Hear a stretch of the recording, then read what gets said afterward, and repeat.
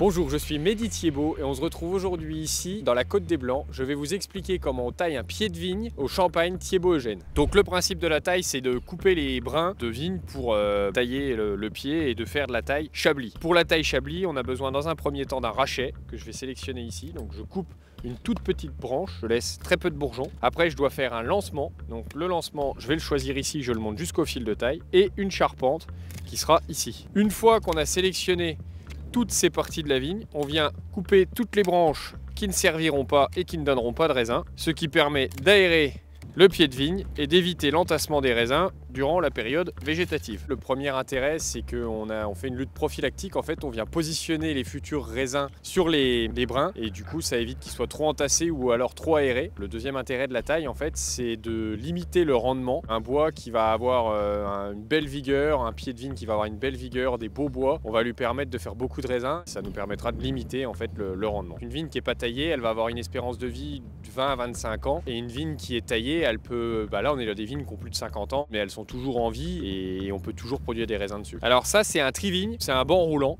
qui nous permet d'être assis pour travailler, et donc ça nous permet de préserver notre dos et nos lombaires lors du travail de la vigne. C'est mon arrière-grand-père, Eugène Thiebaud, qui était le premier des Thiebaud à posséder cette vigne, et c'est lui qui a donné les premiers coups de sécateur sur ces pieds de vigne là. C'est symbolique, c'est quelque chose, il y a certains piquets, c'est également lui, enfin, c'est la dernière trace qu'il a aujourd'hui sur ce monde, donc il n'y a plus que ses pieds de vigne, la forme de ses pieds de vigne, la forme de ce coteau, ça laisse une trace en fait dans le temps et on peut bénéficier de ce travail là, et ça c'est une chose qui est quand même extraordinaire et qui n'est que possible dans le milieu agricole.